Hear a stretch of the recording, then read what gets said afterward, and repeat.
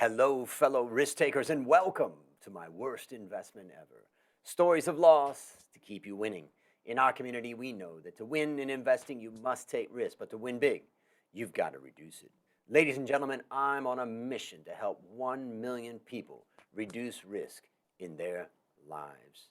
To reduce risk in your life, go to myworstinvestmentever.com today and take the risk reduction assessment I've created from the lessons I've learned from all of my guests. It's time you start building wealth the easy way by reducing risk.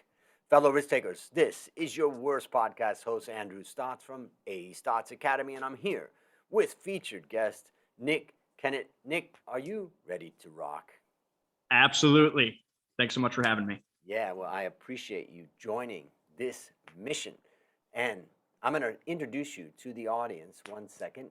So Nik Kennett and his wife, Allie, are a U.S.-based couple with a love of travel and adventure, currently on a self-funded 6-month sabbatical through Europe and Asia. They attribute much of their success to financial planning and the accumulation of over 1.7 million credit card points and miles. Nik and Allie believe in the transformative power of travel and that an intentional sabbatical or gap year can be an incredible form of personal development and a great way to forge lasting bonds as a family or couple. This is why they've committed to document their journey and provide useful tips and advice around how to plan and afford travel away together, which is their site and YouTube channel. My goodness, Nik, take a minute and tell us about the value you bring to the world. Absolutely. Thanks, Andrew. Well, I want to back up for just a second to kind of give you the context. There's a lot of travel content creators out there. And I think like so many of them, I had those moments where I fell in love with travel. I fell in love with world travel at a young age. I had the chance to take a mission trip to Peru at the age of 15. And that was, I think, my first glimpse out of my little bubble. Got to study abroad in China in grad school, and then, had done some international travel by the time I had met my wife, Allie. Allie had never been on an airplane before we met.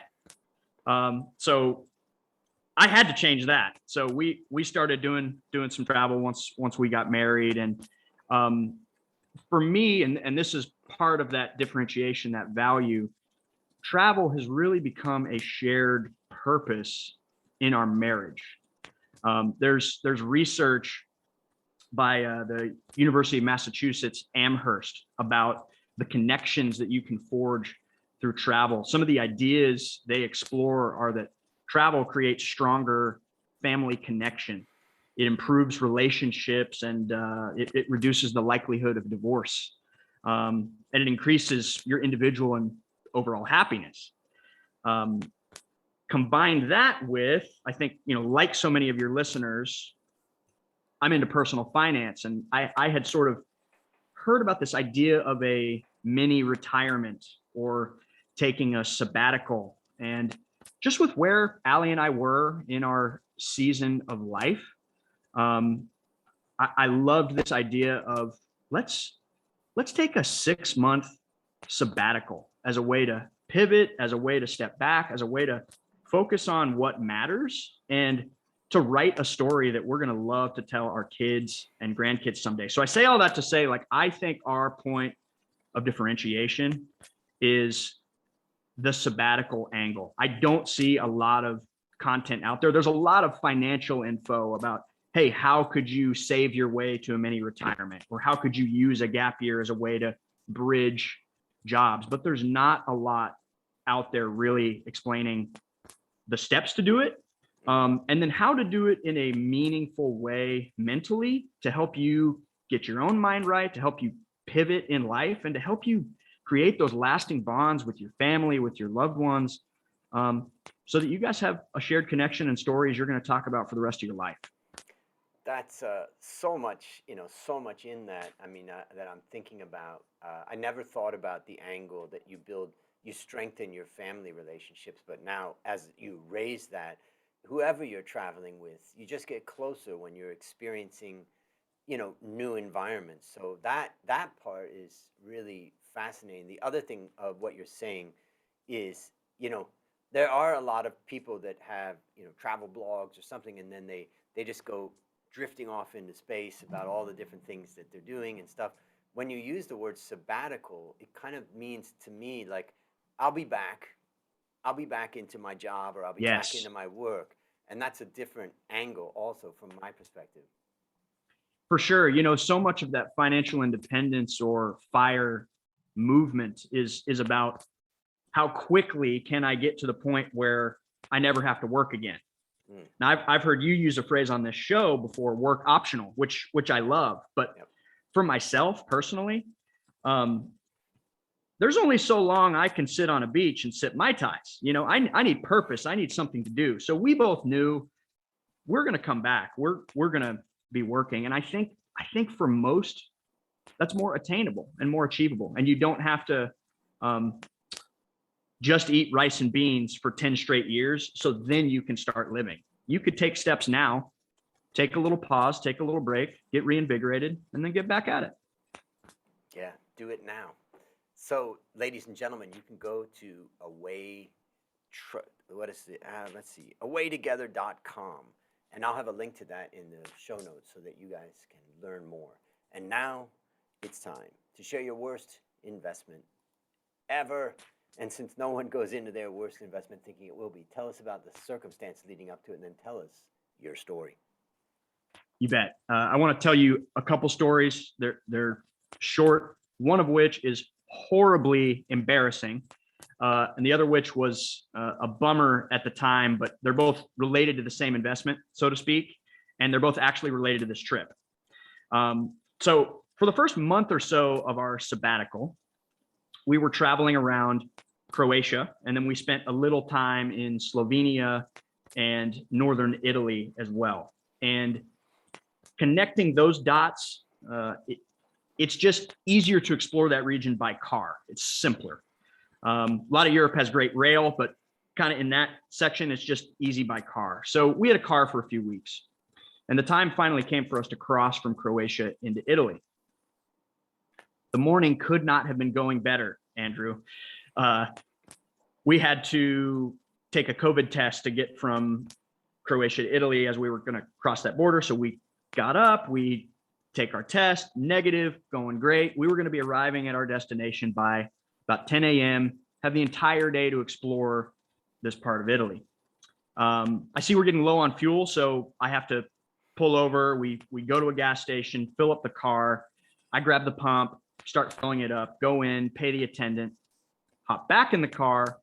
We start making our way back down the road, and I probably get 100 meters down the road, and the car just stops.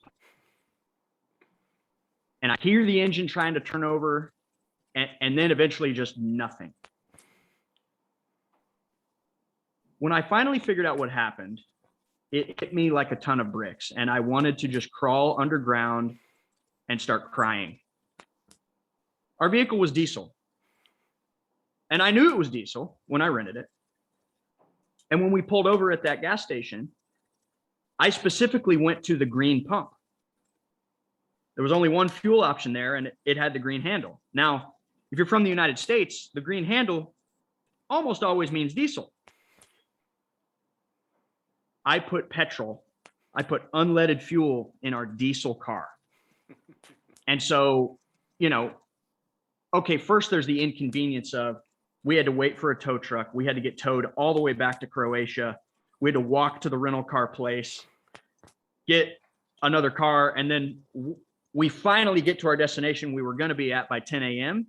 and it's like 5 p.m. So that was annoying, I'm like, oh my gosh, Allie is never going to talk to me again. But the worst part was, there are few worse things you could do to a vehicle than, put unleaded fuel on a diesel engine or vice versa. So I was so terrified that this was going to completely end our sabbatical, because I was going to have to pay for this buy a car vehicle. I'll circle back around. I want to tell you the second story really quick. About 10 days into our trip, we had a family emergency. I won't go into quite as much detail here, but someone really close to us got seriously ill. And we were devastated. It became a dark cloud over the trip. We made a tough decision that we needed to go home, and we needed to go quickly. Now, I don't know if you've ever needed to book a flight in like 24 hours, an overseas one, but out of pocket, that was about $3,600. And that was another one of those situations where I was devastated. If, you know, we were worried that expense could again, like shorten or end the sabbatical, but we knew there was no question in our mind we had to go home. I think we'd live with regret for the rest of our lives if we hadn't. Okay, so I share all of that to tell you this. I would have had a much harder time telling you these stories if we didn't have travel insurance. I don't sell travel insurance. Right. Let me say that right up front. Maybe I should with stories like this. But prior to leaving for our sabbatical, I took out an insurance policy to cover our whole trip. One of the benefits of that is trip interruption. So those flights that we had to book 24 completely covered.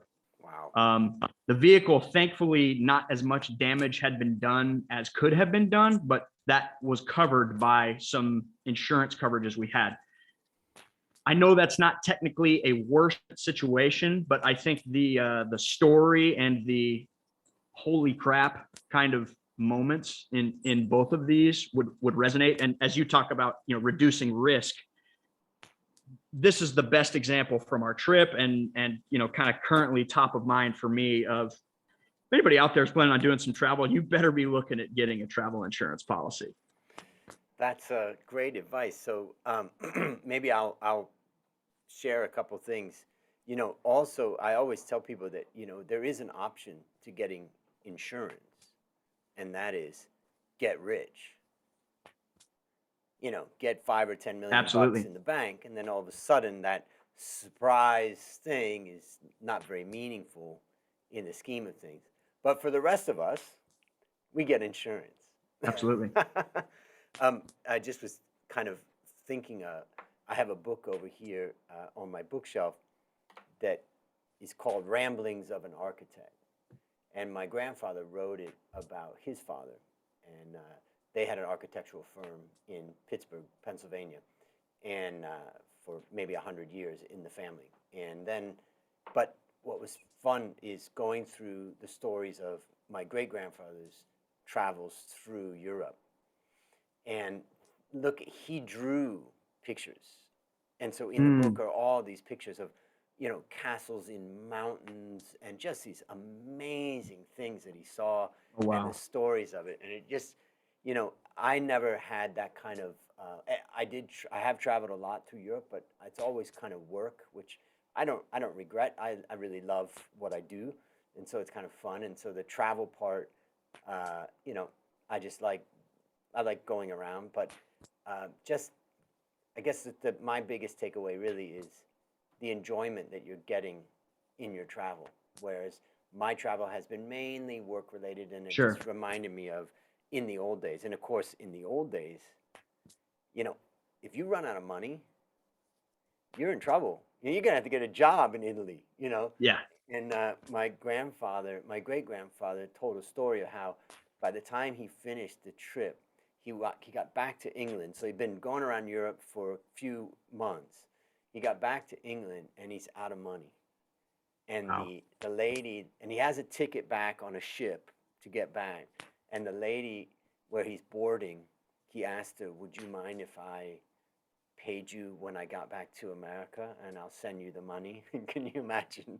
You know, and my great-grandfather told the story of how she accepted that, and when he got back, he mailed her the $5 or the £5. Wow. So We're living you know, in a different world today. it's a very different world where, you know, you don't get access to cash. You know, are you carrying most of the cash that you're going to spend? You know, all of those different things that we don't think about in Yeah. travel in the old days. So yeah, a lot of fun there. Anything else? Any other experience that you would share? Because I think there's a lot of people really that would love to be doing what you're doing. Well, I guess I would say tactically, related to travel, any great experience or advice, keep a journal. You know, very similar to what you were just talking about.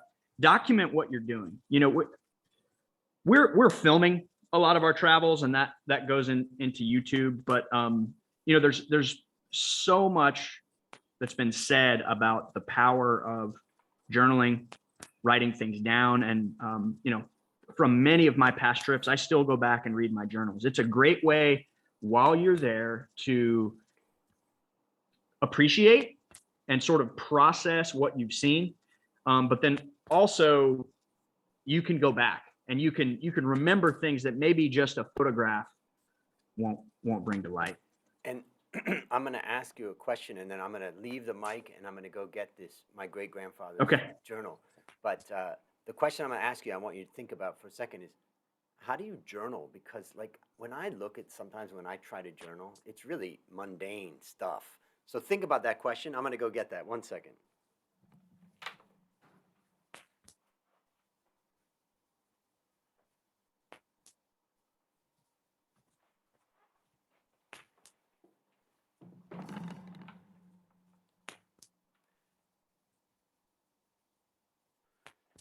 So my question was, how do you journal? My journaling is pretty mundane, and I'm just curious, like, how do you make it so that, you know, you journal well? There are a lot of different approaches. Most of the time, my approach is very kind of summarizing the day. It's very kind of observational. I just talk through the day, but especially on a trip of this magnitude where it's more of a sabbatical than just, hey, we're taking a 10-day vacation. I'm trying to ask, how did I feel at the time? What was I processing at the time? You know, through travel, you're just making way more decisions than you are at home. And you're just we were talking before we started recording, you're out of your routine. A lot of your normal go-to processes and things don't work. So there are more opportunities to get frustrated, more opportunities for arguments. And so some of the documentation is just summarizing what we did that day. But some of it is, how did I feel? What was I struggling with? What are some of my doubts? And yeah, just, it's more about documentation and capturing, I would say, than anything. Yeah, and I guess the trick is do it your own style. So Yeah. here's the book for the listeners out there. You can't see it, but it's called The Ramblings of an Architect, and that's my great grandfather. Wow. My grandfather pulled this together. It wasn't just his travels, and you know, this is the way books used to be copied, which we call mimeographed, and you can see that it's blue text, and this is a family document. This is, you know, a very old, you know, and here's some picture, for instance, of his travels. Wow. And these aren't pictures, they're pencil drawings. Sure. So for the listener out there, this is Saint Maurice and another one, a fort, it looks like. And my great grandfather drew those pictures in drawing. And so everywhere he went, he just drew. But some of the fun stories. So you really inspire us. So let me ask you, think about, I feel like I got the answer to the question about what one action would you recommend our listeners take? And I would say, get insurance. Tactically, I highly recommend travel insurance. I would also add, you know, this kind of plays into my second story, but then also just our overall story.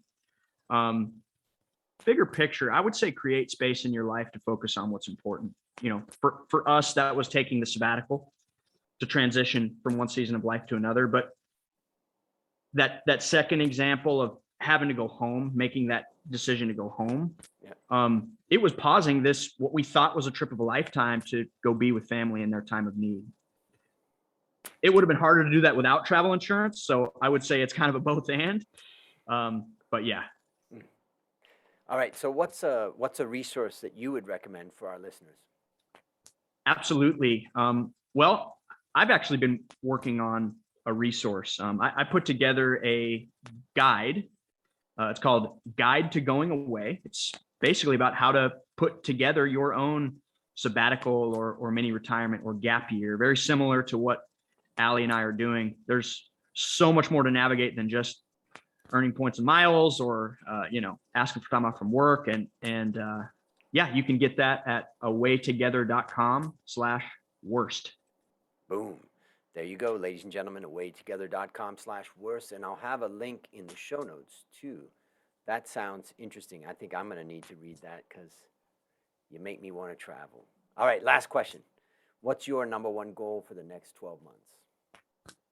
My goal is to use this experience and our adventure, what I picked up about sabbaticals, international travel during COVID, points and miles, et cetera, to help other people travel more and to create those bonds with their loved ones, whether that be through a trip or just, taking some time off to refocus. And so far it's been great. We've heard stories of people we've been able to inspire, and we want to keep doing that. Yep. I've never been to Slovenia and some of the other areas that you mentioned, but I have been in northern Italy, and it's just beautiful. And I just remember going from espresso shop to espresso shop. Probably had about 10 espressos a day because it's just so easy to stand up and drink. So I love Italy. That is one of our favorite places in the world. Food's great. Espresso's amazing. So yeah. Well, listeners, there you have it. Another story of loss to keep you winning.